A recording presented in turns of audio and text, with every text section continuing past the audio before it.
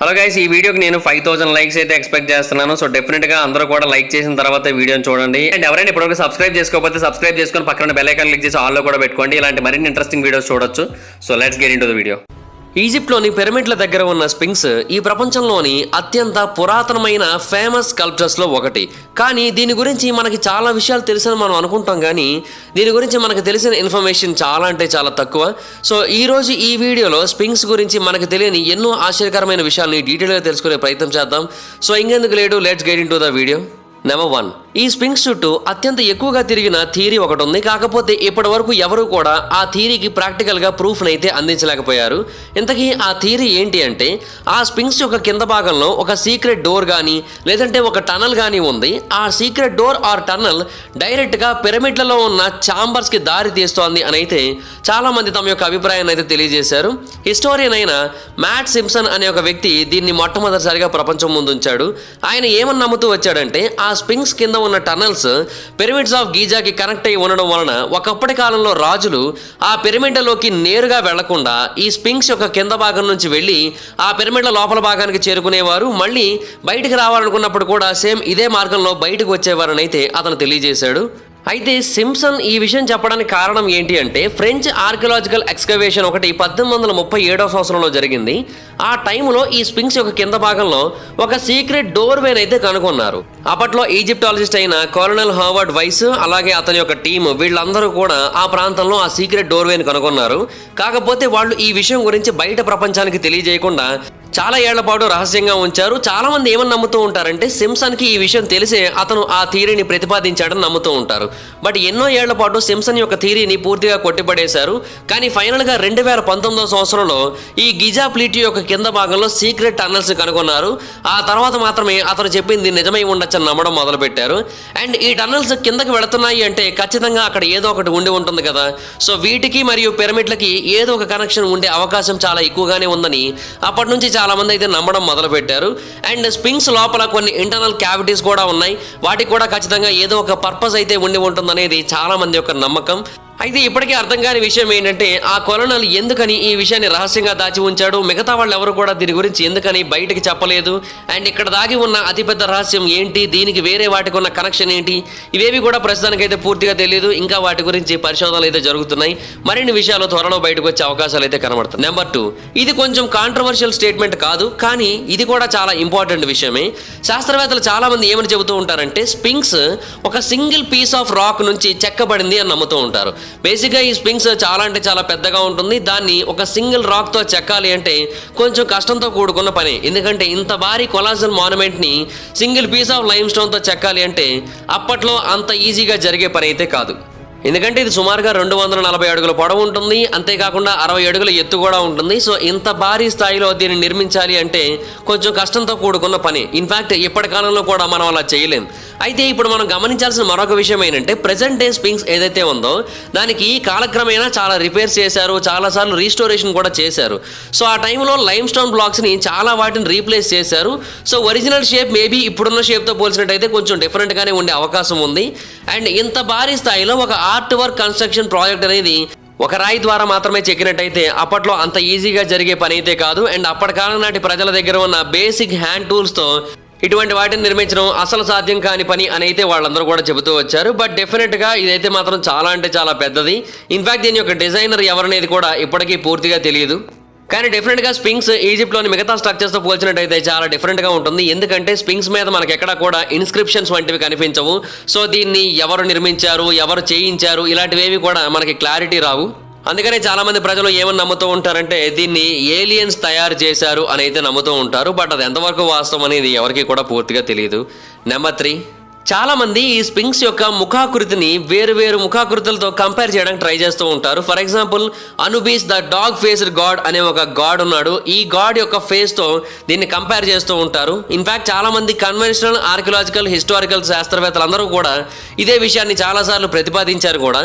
కొన్ని థియరీస్ ఏమని తెలియజేస్తున్నాయంటే, ఈ స్పింక్స్ యొక్క ఒరిజినల్ ఫేస్ ఫారో అయిన కాఫ్రీ ఫేస్తో ఉండేది. కాకపోతే ఆ తర్వాత కాలం గడుస్తున్న కొద్దీ ఇలా మారిపోయిందని అయితే కొంతమంది చెబుతూ ఉంటారు.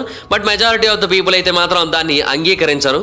మరొక థియరీ కూడా ఉంది. అదేంటి అంటే దీన్ని లయన్ లాగానే నిర్మించడం జరిగింది, ఎందుకంటే స్టార్ సైన్ అయిన లియోని రిప్రజెంట్ చేయడం కోసం అనేది చెబుతూ ఉంటారు. కాకపోతే లయన్స్ కి ఏన్షియంట్ ఈజిప్షియన్ కల్చర్ లో పెద్దగా ప్రత్యేకత అయితే ఏమీ లేదు. ఇన్ఫాక్ట్ డాగ్స్ కి అక్కడ కొంచెం ఎక్కువ ప్రత్యేకత అయితే ఉంది. ఇన్ఫాక్ట్ అనుబిస్ కి ఈ విషయంలో మనం థ్యాంక్స్ చెప్పుకోవాల్సి ఉంటుంది, ఎందుకంటే ఆ స్పింక్స్ యొక్క షేప్ ఒక డాగ్ స్ట్రక్చర్ లోనే కనబడుతూ ఉంటుంది. ఎందుకంటే దాని యొక్క బ్యాక్ అంతా కూడా ఫ్లాట్ గా ఉంటుంది అండ్ దాని యొక్క లెగ్స్ పొజిషన్ కూడా మనకి చాలా సార్లు డాగ్స్ ని రిమైండ్ చేస్తూ ఉంటుంది. అండ్ ఇక్కడ ఇంకొక పాయింట్ కూడా ఉంది, అదేంటి అంటే అనుబిస్ ని గార్డియన్ ఆఫ్ ది నెక్రోపోలిస్ అని నమ్ముతూ ఉంటారు. ఒకవేళ గిజా ప్లేట్యూకి ఇలాగ ఎవరినైనా సరే కాపలా ఉంచడం కోసం అనుబిస్ ని రిప్రజెంటేషన్ గా తీసుకొని అనుబిస్ ని ఇన్స్పిరేషన్ గా తీసుకొని దీన్ని నిర్మించారా అనేది కూడా ఒక డౌట్. సో మొదట్లో ఈ స్కల్ప్చర్ ని అనుబిస్ యొక్క ఆకృతితో నిర్మించినప్పటికీ కూడా ఆ తర్వాత కాలం గడుస్తున్న కొద్దీ ప్రకృతి వైపరీత్యాల కారణంగా దాని యొక్క ముఖాకృతి మారిపోవడం, లేదంటే కొన్ని ఆల్టరేషన్స్ కారణంగా కొన్ని డ్యామేజెస్ కారణంగా వాటి కారణంగా కూడా దాని యొక్క ముఖాకృతి మారిపోయి ఉండొచ్చనైతే కొంతమంది చెబుతూ ఉంటారు. బట్ వీటిలో ఏది వాస్తవం అనేది ఇప్పటికీ కూడా ఎవరికి క్లారిటీ అయితే లేదు. నెంబర్ 4, మనం ఈ స్పింక్స్లో ఎటువంటి ఇన్స్క్రిప్షన్స్ ఉండవు అనే విషయాన్ని ఆల్రెడీ మాట్లాడుకున్నాం కదా. సో దీని కారణంగా ఎవరు నిర్మించారు దీన్ని అనేది ఇప్పటికీ కూడా మనకు అర్థం కాని ఒక ప్రశ్న. ఒకవేళ మనం అనుబిస్ థియరీని కనుక పక్కన పెట్టేసినట్టయితే దీన్ని నిర్మించిన వాళ్ళలో మొట్టమొదటిగా వినిపించే పేరు కింగ్ కాఫ్రే. ఎందుకంటే దీనిని 2558 బిఫోర్ ద కామన్ ఎరా నుంచి 2532 బిఫోర్ ద కామన్ ఎరా టైంలో ఏదో ఒక సమయంలో నిర్మించి ఉండొచ్చని చాలా మంది శాస్త్రవేత్తలు అయితే అభిప్రాయపడుతూ ఉన్నారు. అఫ్ కోర్స్ దీనికి కూడా ఎటువంటి సాలిడ్ ప్రూఫ్ లేదు, అలాగే యూనివర్సల్ అగ్రిమెంట్ కూడా లేదు. కాకపోతే ఏంటంటే ఇది ఒక అసంప్షన్. సో ఆ టైంలో దీన్ని నిర్మించి ఉండొచ్చు అనేది చాలా మంది నమ్ముతూ ఉంటారు. సో ఆ టైంలో ఎవరు ఆ ప్రాంతాన్ని పరిపాలించారు అనేది మనకి క్లియర్గా ఉన్న విషయమే కదా. సో దాని కారణంగా మేబీ ఆ రాజు అయి ఉండొచ్చు అనే ఒక అనుమానం అయితే కలుగుతూ ఉంటుంది.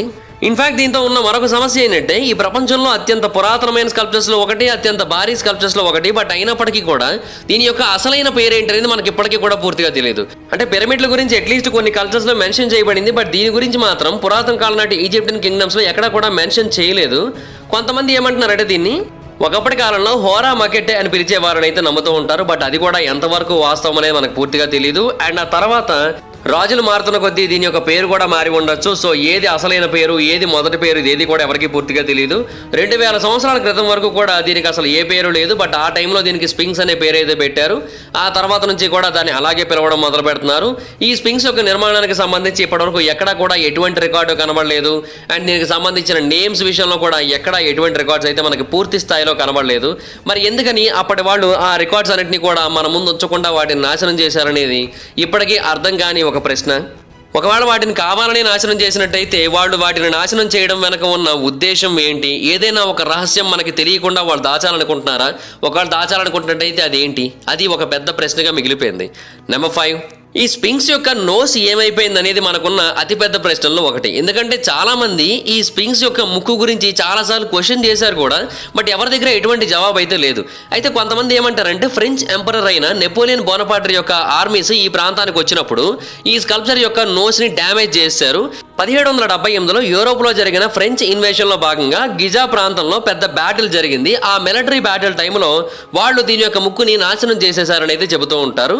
అయితే హిస్టరీ బుక్స్లో మనకి వేరు రకాల ఇన్ఫర్మేషన్స్ అయితే దొరుకుతూ ఉంటాయి.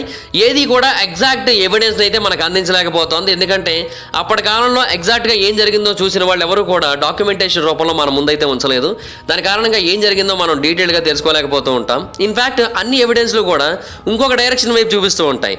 అరేబియన్ హిస్టోరియన్ ఆల్మా ప్రకారం అయితే ఆ స్పింక్స్ యొక్క నోస్ అట్లీస్ట్ 15వ శతాబ్దం టైం నుంచి మిస్ అయ్యే ఉంది. అంటే మరి 1798లో జరిగిన బ్యాటిల్లో డ్యామేజ్ అయింది అనే వార్త ఏదైతే ఉందో అది అబద్ధమే కదా. సో అంతకు ముందు నుంచే ఏదో జరిగింది. కొంతమంది క్లెయిమ్ చేస్తున్న దాని ప్రకారం మహమ్మద్ సియామ్ ఎల్దర్ అనే ఒక షేక్ ఉన్నాడు. అతనే దీని యొక్క నోస్ డిస్ట్రాయ్ అవ్వడానికి రెస్పాన్సిబుల్ అని చెబుతూ ఉంటారు. బట్ దీనికి కూడా ఎగ్జాక్ట్ ఎవిడెన్స్ అయితే లేదు.